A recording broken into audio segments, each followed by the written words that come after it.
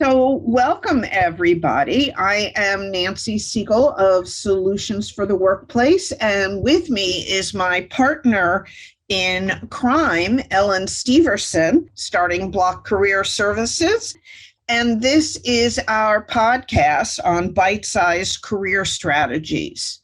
We are going to do a series on interesting career related Google searches. Google recently posted a map where they shared career searches in every state. And this was a really fascinating study. People Googled everything from how to earn more money to how to quit, federal jobs versus private sector jobs. Should you prepare to look for a job? What to wear? And social media do's and don'ts, plus every other thing you can possibly imagine. There was a huge range.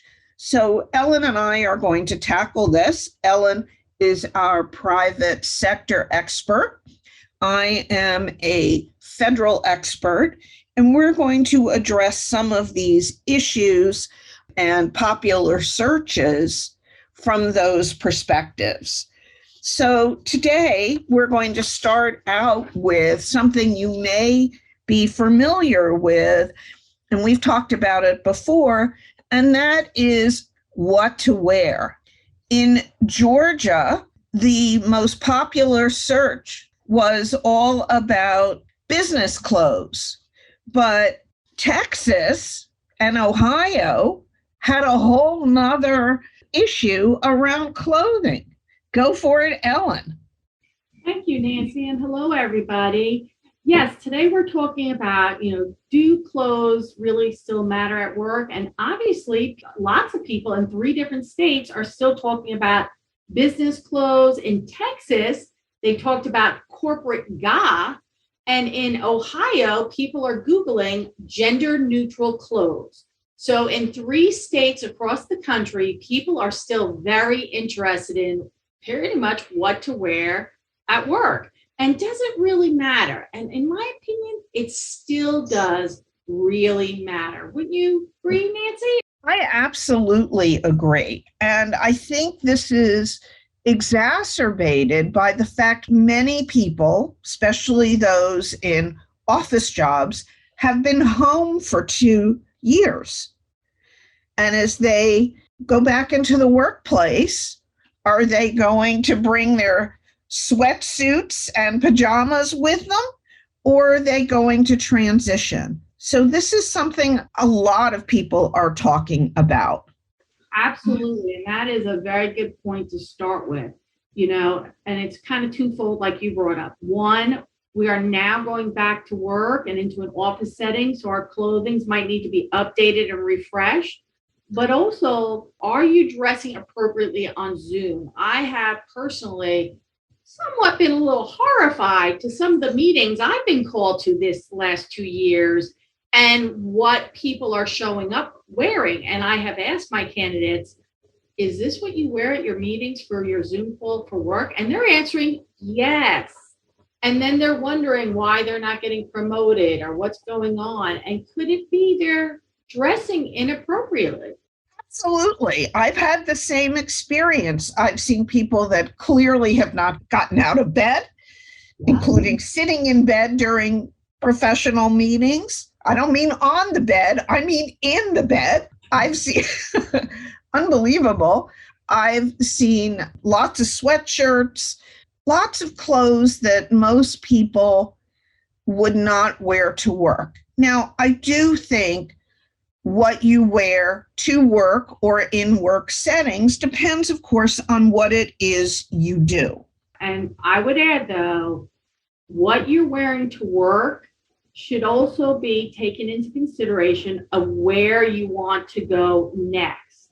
So what I mean by that is a lot of times when I do business coaching, I say to people who may own their own business, but they're still the guys spray washing the house or painting the house, because I work with a lot of service-based entrepreneurs.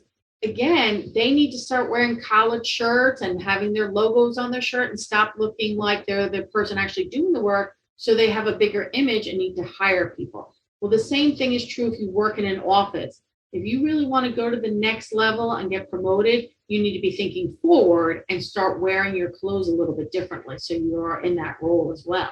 Would you agree, Nancy? I totally agree. Now, let's be real about this. The days of three-piece suits are, for most people, over. Everybody listening, please make sure you're looking at the culture and the workplace you're at. I have a friend in the mortgage industry. That man will not take off a suit, and he expects everybody in his office to be dressed somewhat suit related. So again, you got to know the culture. And you should know the culture before you interview. Oh, absolutely. Good point. Excellent point. Know the culture, but still dress up one next level. I had a corporate guy from Dick's Sporting Good, and he was furious at all the people showing up in interviews in shorts. Well, they wear very nice type of shorts, but that doesn't mean you show up on the interview with shorts. Things to think about. Well, and something else to think about is safety. Absolutely. And that is like one of the number one things most people don't address or don't think about when they're annoyed that they can't walk around in 4-inch heels at work. It's not because your boss doesn't want you to be fashionable. It's because it's a safety risk, right? So again, you do have to think about safety for your employer as well. Absolutely. And so can you bring yourself to work? Yes, you can, but a moderated version of yourself would be my view. Now, I realize I'm a little old-fashioned here, and I'm willing to own that, but work is work. It's not your house.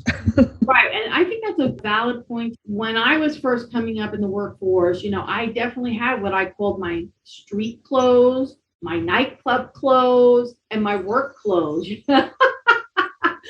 Some people have their Sunday best, whatever.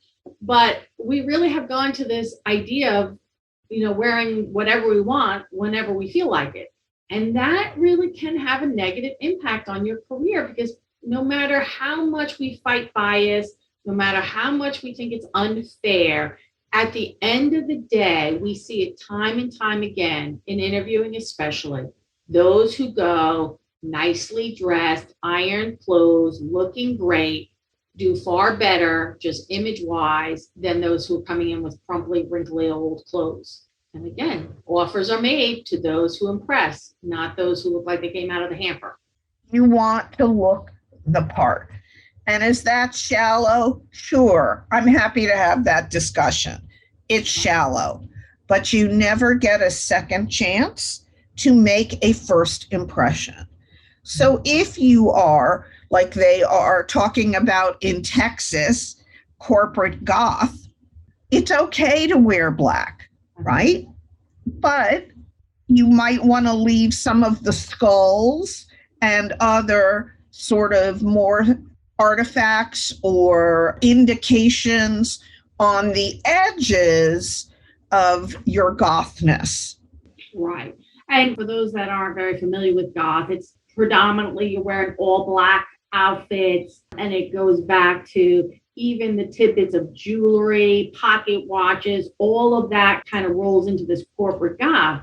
And I definitely have seen some beautiful pieces of jewelry that are goth related. You want to make it a little bit more sophisticated if you're at work. Is that bias? Absolutely. But there's a way to do it with professionalism. And then there's a way to look like you're in your street clothes. We want to be at work looking like we're there for work. As a matter of fact, there was a study recently done, and office team did this study where they researched or surveyed 1,000 different senior managers, HR, and employees. And 86% of the managers and professionals said clothing choices did affect chances of being promoted. And no matter how much we think we're becoming a society that anything goes, at the end of the day, clothes still really do matter. And that's just what the study and the research still shows. And I don't disagree. So at the end of the day, you're making a choice, right? What's more important to you? Broadly expressing yourself in ways that other people may, rightly or wrongly, find uncomfortable, or moving forward in your career. And that goes not only for those of you who are working in person, but also those of you who are fully remote. You need to make sure that you are treating those Teams or Zoom or whatever other kind of shared video platform you are on. You need to make those occasions professional, at least from what is visible. And that means put together for everything that people can see on camera. People will take you more seriously, rightly or wrongly, and that's what you want if you are career minded. Absolutely. And at the end of the day, I thought the survey I mentioned, they also discuss how much time people spend, the average person.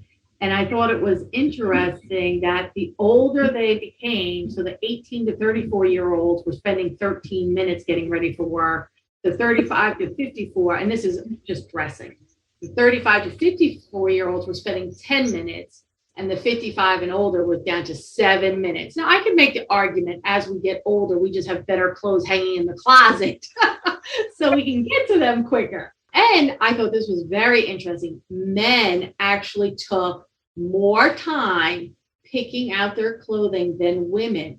Men, an average of 12 minutes, and they do think about it longer and prepare. And the women, only 9 minutes. I thought that was kind of fun reading as far as that goes too. So I thought I'd share that fun fact.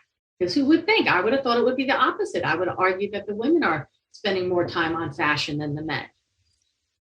Interesting. So again, people in 3 states are still Googling what to wear and what not to wear at work. All right, so we've been talking a lot, Ellen, about kind of generally, but what do you think the private sector is all about in terms of clothing and what to wear to work? So in the private sector, I think it's very important for everyone to really understand the type of business, the culture, and the safety issues at work. I do think in the private sector, very important. If you work for a larger corporation where you plan on moving up and have the opportunity to move up, clothes become very important as far as, making sure you're dressing for that next level. If you're working for a small based business of 50 people or less, I still think you're going to look at the culture and see what the employer allows and doesn't allow, but you still want to be the person walking through the door in the nicer clothes. If you're grooming yourself, notice I said you're grooming yourself, not they're grooming you. But if you're grooming yourself for management someday, even at your first job, you need to start looking, being aware, and grooming yourself for those type of levels. So how you dress, how you behave, all of that matters. And of course, obviously in the private sector, depending on the job, you need to make sure you always have on your safety equipment and things like that. What about in the federal government though, Nancy? I think everybody in the federal government is wearing suits. Is that true? No, that is far from true. So I do think for the most part, the federal government is more casual, but that doesn't mean sloppy, and that doesn't mean inappropriate. And I've also seen significant differences in culture between organizations. There are some agencies that I work with where people are in suits all the time. And there are other agencies where that simply is not true. Some of it depends on how forward-facing you are. If you are interacting with the public, the expectation is that you step it up a notch, right? Whereas if your functions are back room, then obviously that's less important.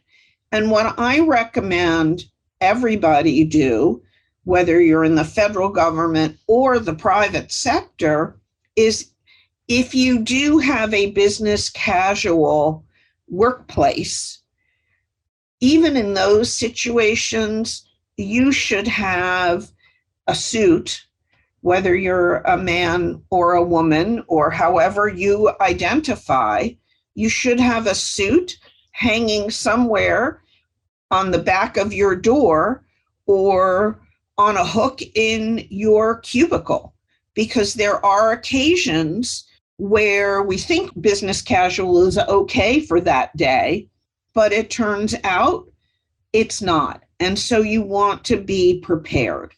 So regardless of what the culture is, to me, you have to be prepared for that next level at all times in your office. I totally agree with you. Great advice. I mean, think about it. You go to work one day in a casual outfit and your boss is a little bit annoyed because they have guests coming in from a potential client and you're not dressed appropriately. How cool would it be to be like, oh, I didn't know we were having that meeting this morning. Let me go change. And then you walk back in with a suit on or a jacket or looking really good. So I think, having backup clothes sometimes is very helpful. I think that's great advice. And the reality of it is you don't have to spend a ton of money on this clothing either. I think that's one of the problems is people think, oh, well, if I go and get nicer clothes, it's going to cost me money and I don't have that type of money. Again, there's plenty of retail shops that are discount shops. Things go on sale, thrift stores, all that type of stuff that you can definitely find a few nice pieces, a nice blazer, a nice collared shirt for women and things like that. So that was a great tip, Nancy. I know when I worked in Manhattan, I always kept like 3 pairs of shoes in my office because sometimes I would be in a casual flat, even though I might be in a skirt, I was in a casual flat. And then all of a sudden my boss would be like, hey, I need you to come in and present. And I'd slip on those high heels and walk in like I'd been wearing them all day. So again, I think that's a good idea. You have other tips you think people should know about in terms of what to wear to work or on camera? Well, I think, again, we all need to be a little, when you're on camera, be aware of where the camera's pointing, be aware of what you look like on camera. At work, one of the mistakes I see people making often is, again, they're wearing clothes way too tight, so buttons bulge, things like that. I actually had a client one time where the company came to her and multiple times had coached her kind of on clothing, and she didn't really take it seriously. And her comeback was always, I can't afford it. And they actually gave her a little gift one time for some money to buy clothes. Now, is that crossing the line? In some ways, maybe it is, but in other ways, it really helped her to get serious about looking better. And then sure enough, as soon as she started taking it seriously and got some nice clothes, guess what? 6 months later, she was up for a promotion. So again, it does really matter. Absolutely. And in my management classes, how people come to work is a constant concern from managers. So I think you're absolutely right.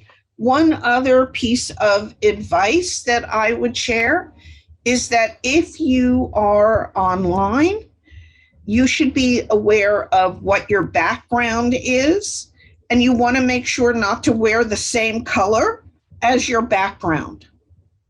Oh, good point. Yeah, when you're videoing, yep, and just a Zoom call. Absolutely. And I've been told not to wear so many patterns because of the digitalizing of it or whatever. And I like to wear patterns. I like to wear florals and different things like that. I went and got some solid colored shirts, and it does make a difference. It's been fun learning about different things with the camera and all that. Although frustrating at times, I get it, America. But in the same breath, it's been kind of really interesting. And it's amazing how quickly women are all wearing scarves, even though they're in Texas and it's 90 degrees out. But that scarf makes us look so much nicer on camera. And virtual meetings are not going away. They may be minimized as people transition back to the offices, but they are not, at least in my view, going away permanently. Absolutely not. And I will say videoing and for interviews, job search, all of that is becoming more and more popular. So even LinkedIn's offering video on LinkedIn now. So again, I think we're all going to have to acclimate to being on video. All right. So thank you very much, Ellen Steverson, Starting Block Career Services. I am Nancy Siegel, Solutions for the Workplace. Tune in next time to hear us talk about something else we learned about what's going on in each of your states in terms of most popular career-related searches. If you enjoyed this podcast, please visit Nancy or Ellen's website for additional information about our services, a free tip sheet which highlights our discussion today, and be sure to tune in to our next podcast, which will be posted soon. Thank you.